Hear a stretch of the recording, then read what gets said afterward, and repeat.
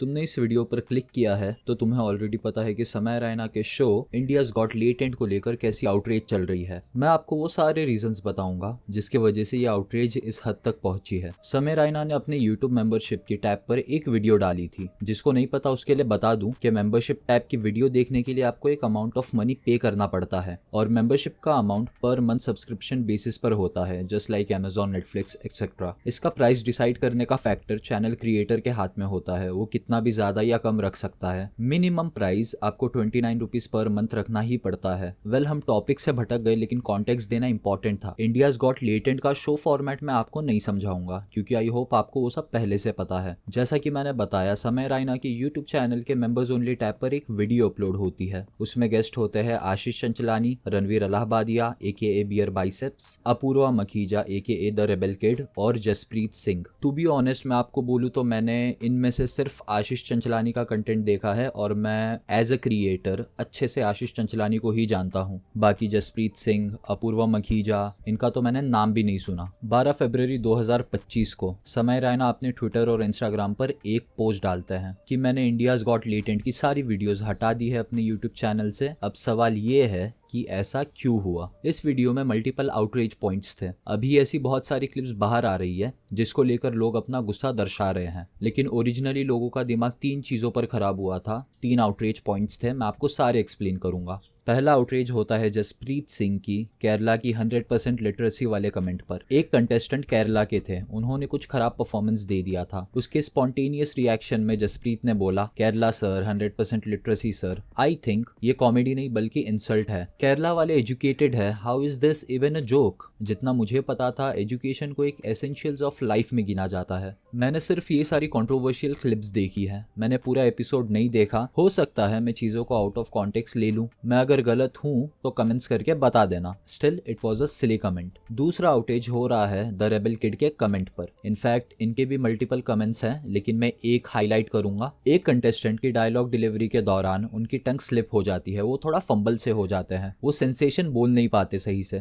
क्या हो गया? नाम है सेंसेशन खत्म हो गया। उसके जवाब में रेबेल किड बोलती है, कभी वजना देखी है माँ से निकलने के बाद?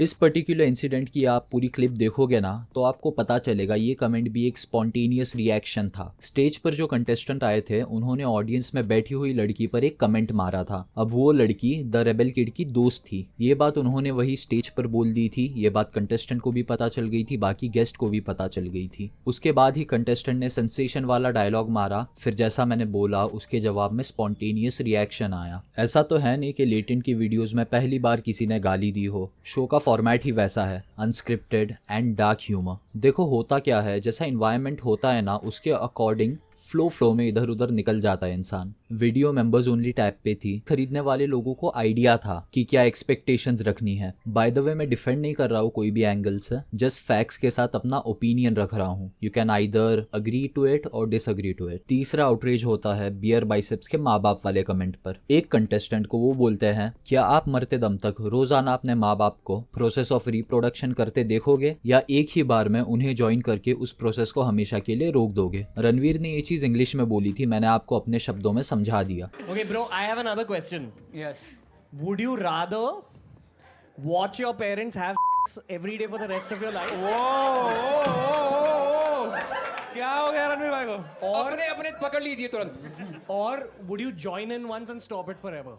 ये स्टेटमेंट अपने आप में कितना वल्गर और गलत है ये मुझे आपको बोलने की जरूरत नहीं है। जो मेन आग लगी है ना वो इसी स्टेटमेंट की वजह से लगी है। लास्ट गेस्ट आशीष चंचलानी थे जिन्होंने एज सच कोई कंट्रोवर्शियल डायलॉग या ऐसा कुछ स्टेटमेंट नहीं दिया है जिससे आप ट्रिगर हो, लेकिन इस शो के पैनल पर जो भी गेस्ट थे सब पर FIR हो गई है, वो भी मल्टीपल सिटीज में, और इसमें आशीष चंचलानी का भी नाम है। आशीष की तो कोई गलती भी नहीं थी। मोस्ट ऑफ द एपिसोड वो शांत ही थे, खाली मजे ले रहे थे दूसरे लोगों के। आशीष ने कम बोला है तो वो एक तरीके से आउटरीच का उतना शिकार नहीं हुए जितना कि बाकी गेस्ट हो रहे हैं। आशीष भाई लाइव एग्जाम्पल बन गए हैं कि जितना कम बोलोगे उतना फायदे में रहोगे। ये था पूरा सिनेरियो। अब बात करते हैं कि मेरा क्या टेक है इस पूरे फियास्को को लेकर। इस जॉनरे का नाम है डार्क ह्यूमर। मैं समय रैना का फैन नहीं हूँ और ना ही मुझे उनका स्टाइल ऑफ कंटेंट या कॉमेडी पसंद है, लेकिन कैच ये है कि मेरे पसंद या ना पसंद करने से ये दुनिया नहीं चलती। आप यार लेटेंट के एपिसोड उठा कर देख लो, एवरेज 30 मिलियन व्यूज है उस पर और most viewed video something 46 million views views पर बैठी है, बैठी थी I mean, before they took off all the videos from YouTube. इसका मतलब है देयर आर पीपल जिनको dark humour, double meaning comedy ये सब पसंद आती है। और कॉमेडी वैसे भी यार एक हाईली सब्जेक्टिव चीज है, किसी को क्या फनी लगेगा या अनफनी लगेगा उसका कोई पैरामीटर सेट नहीं है। लेकिन इन जनरल अगर हम कॉमेडी की बात करते, स्क्रिप्ट राइटिंग की बात करते, मूवी में स्क्रिप्ट होती है तो आप कुछ भी पंच डिलीवर कर रहे हो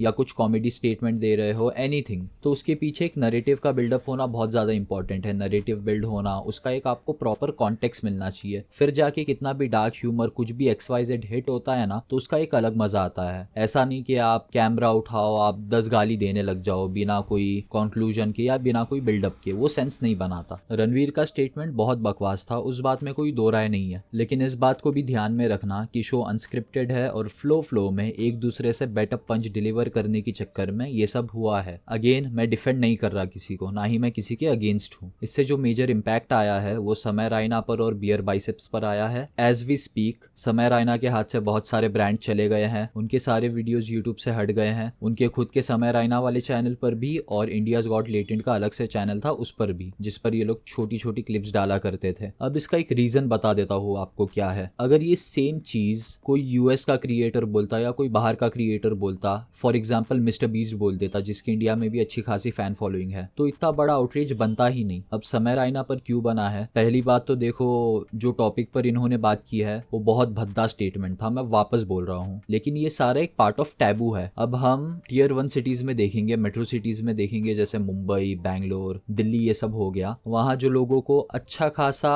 सेक्सुअल एजुकेशन के बारे में नॉलेज है, तो उसने जब ये स्टेटमेंट सुना होगा ना, उसके बैक ऑफ द माइंड में होगा यार भले ही बहुत गंदा स्टेटमेंट है और बहुत गंदा जोक भी है, लेकिन उसको पता है कि ये किस वे में बोला जा रहा है। उसको ये भी पता होगा कि इसको इतना वेटेज और इतना इंपॉर्टेंस देना है कि नहीं मेरी पर्सनल लाइफ में। इन अ नटशेल बोलूं तो इसको नेशनल इशू बनाने की कोई भी जरूरत नहीं थी। आप इंटरनेट उठा के देख लो, आप सैटेलाइट मीडिया चालू कर लो या आप ट्विटर खोल लो, सब पर लोग लेफ्ट राइट सेंटर गाली दे रहे हैं समय रायना को, as well as beer biceps को भी। मुझे स्पेशली रणवीर का स्टेटमेंट बहुत गंदा, भद्दा और थर्ड क्लास लगा। आई एम श्योर ऐसे बहुत लोग होंगे जिन्हें ये ठीक भी लगा। स्टेटमेंट के लिए आउटरीच जायज है बट हेट नहीं। मैं आपको ये एक्सप्लेन करता हूँ। देखो, समय रायना का चैनल है, उसकी मर्जी, वो अपने चैनल पर कुछ भी पोस्ट करे। अगर सच्ची में कुछ गलत है तो यूट्यूब की अपनी एक कम्युनिटी गाइडलाइन स्ट्राइक्स है। यूट्यूब का एक पूरा आप खोलोगे ना गाइडलाइंस वाला पेज, आपको पता चल जाएगा कि डूज एंड डोंट्स क्या क्या है। उस कम्युनिटी गाइडलाइंस के हिसाब से अगर यूट्यूब को कुछ खराब लगेगा तो यूट्यूब पहले ही उसका वीडियो डाउन ले लेगा। अब हम सेकेंड ऑप्शन पर आ जाते हैं। एज एन ऑडियंस आपको समय रायना का या उसके शो पर आए हुए गेस्ट का स्टेटमेंट या कमेंट बिल्कुल भी अच्छा नहीं लगा, तो आप क्या कर सकते थे? आपके पास फोन है, आप उनकी यूट्यूब वीडियो को रिपोर्ट कर सकते थे, डिसलाइक कर सकते थे, उनके चैनल को अनसब्सक्राइब कर सकते थे और कमेंट में बता सकते थे देखो ये पॉइंट्स हैं, मैं आपको क्रिटिसाइज करना चाहूंगा, आपको ये नहीं करना चाहिए था। That's all. इसको इतना बड़ा मुद्दा बनाना, उनको गाली देना, उनके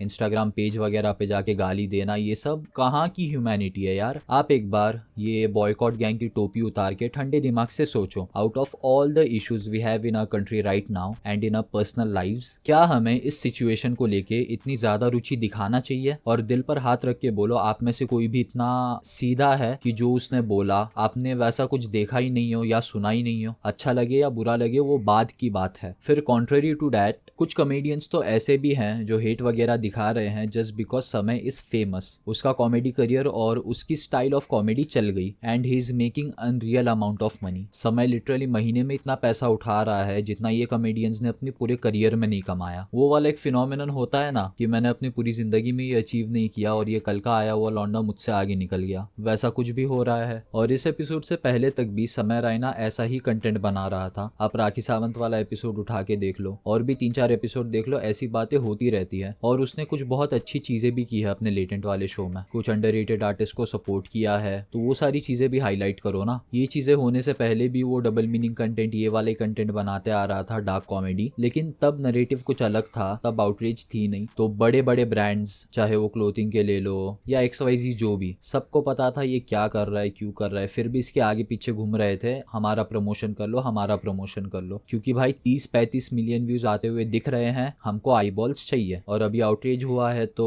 एज एक्सपेक्टेड सारे ब्रांड्स ने अपने हाथ खड़े कर लिए, जो कि एटलीस्ट 6-8 महीने तक खड़े ही रहेंगे। मैं उन लोगों में से बिल्कुल भी नहीं हूँ जिन्हें इस एपिसोड के कमेंट्स अच्छे लगे just because he has achieved something और somebody from his guest panel has cracked a joke which is not even funny. But because of that, do I have to hate Samay Raina and all the other guests who were present in the show? Absolutely not. Moral police मत बनो, content को content की तरह लो और अपने decisions खुद लो, किसी भी भेड़ चाल का हिस्सा मत बनो। इस वीडियो के लिए इतना ही, मिलते हैं नेक्स्ट वीडियो में, बाय।